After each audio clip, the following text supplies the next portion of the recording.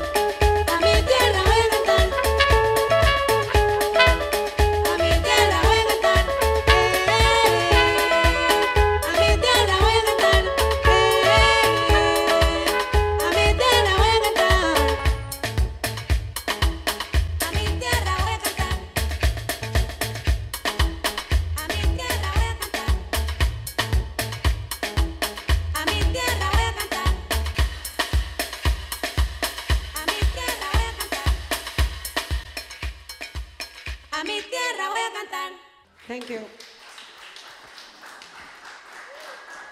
So we got some live looping, some triggering, some taking of vocal samples.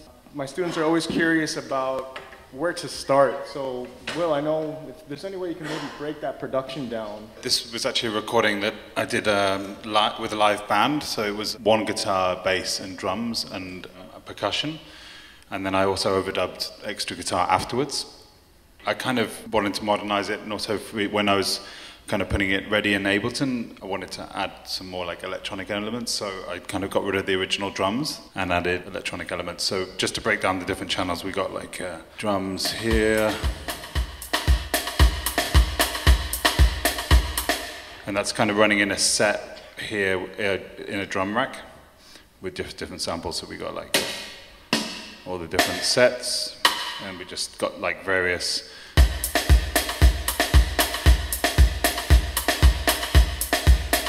and I also have that set up with legato mode on, so I can switch easily between different scenarios like this, like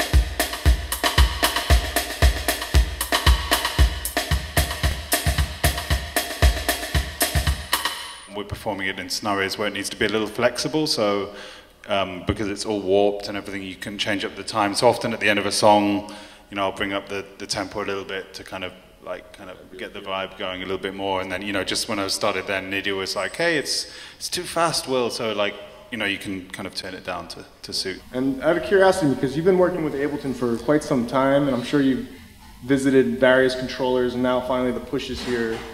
And it seems something that, in terms of people that are integrating live with their performance, really opened up more possibilities? Do you feel like more comfortable with this controller after previous controllers that you've been working with? Actually, this is the first controller I've ever worked with, and I do find it very flexible. There's incredible versatility in the access. A lot of times, sometimes you turn up like in the sound engineer, it's like a quick sound check, and you can't put like he doesn't have he doesn't have reverb, or he doesn't have echo, or the guy just can't be bothered. So you can kind of just put. It's great to put the vocal through. Through Ableton as well, and kind of mix it live, so that can be fun. Okay, so this is a project for a recent song called Dorido, which is a song actually coming out this week on True Thoughts Records. I'll just play you a taste of it so you can kind of get a feel of it, and then we can break down the different elements.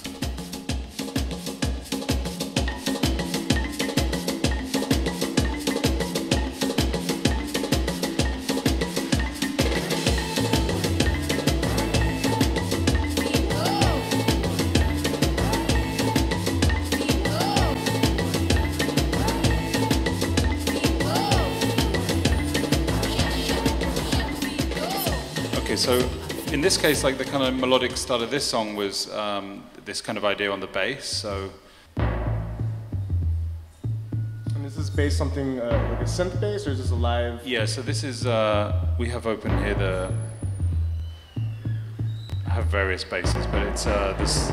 I'm working mainly with this bass, one of the native bass plugins here, called Bass Sucked Reverb. There we go. And you can see I've got like some EQ settings on there. And actually, I generally work with a lot of different basses layered. So in this case, there's actually 7 there in different parts, and all have different kind of elements. So we got like. I see an analog bass over there. Yeah. We've got this one going on, and then we got like this kind of more timpani kind of one somewhere. I wanted to work with a marimba player in this, so I made sure that was the right key for the marimba, which is generally in C major. And the marimba is a very essential instrument for Pacific music coming out of Colombia. So it would just be like recording with click.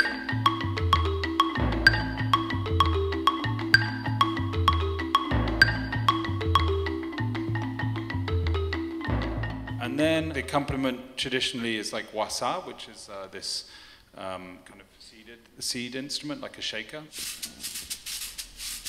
So all of that together.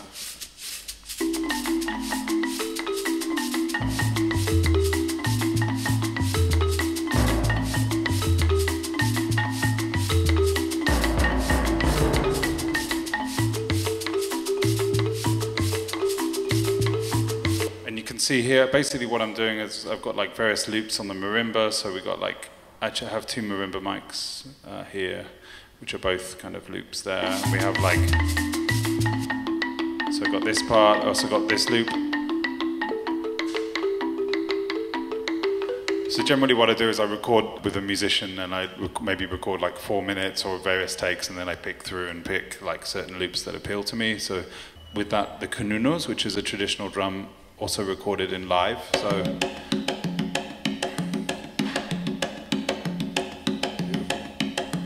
And then we got the various electronic elements, the hi-hats, the hi-hat here. Everything's laid out on different channels just so I can put the individual reverbs and whatnot on. I'll just bring it together so you can hear it.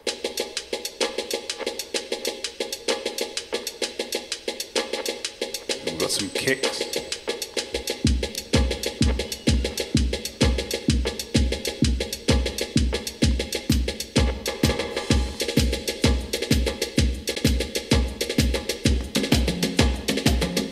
With the wasa.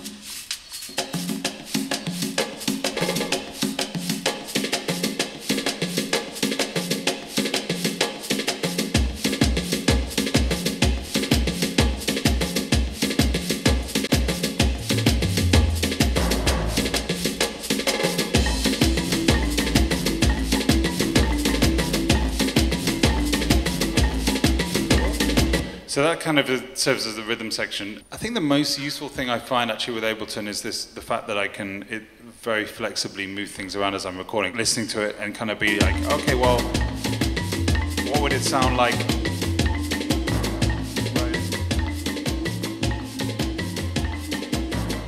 Like, would it sound good like that? Or like, you know, the tempo thing, that's really key, because often also when you're recording, like I might be recording with a marimba player and it'd be, like I can't really work out the line there, and I'll be like, okay, I'll slow it down. You can just slow it down, everything stays in key.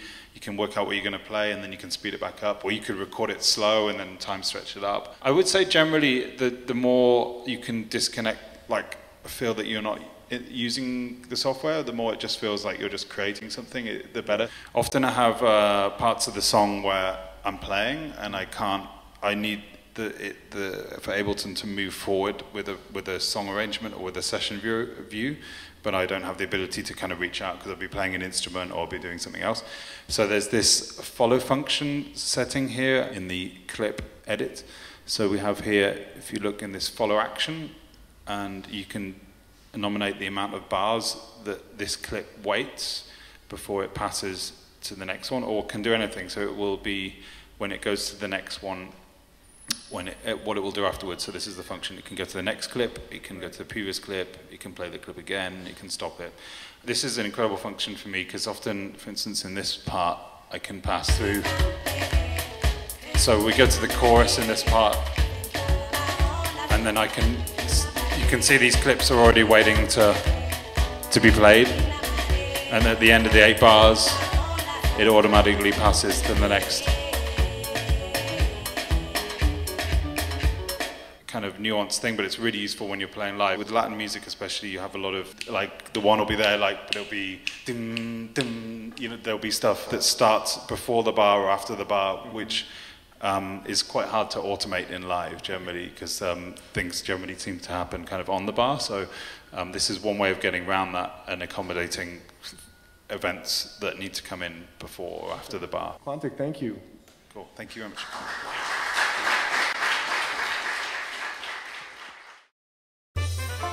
Welcome to Dubspot. We believe in providing you hands-on experience right away. Whether you're completely new to music and want to turn the sounds in your head into a musical reality, or you're an experienced artist looking to refine your skills and add new tools to your arsenal, we're ready to meet you at your level. For students of all ages, all levels, and all styles of music, Dubspot is here to help you achieve your goals.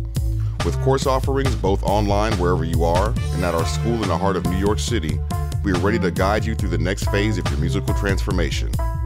Whether you want to produce music, DJ, or do both, you've come to the right place. Come explore Dubspot for yourself, become a part of our community, and make music.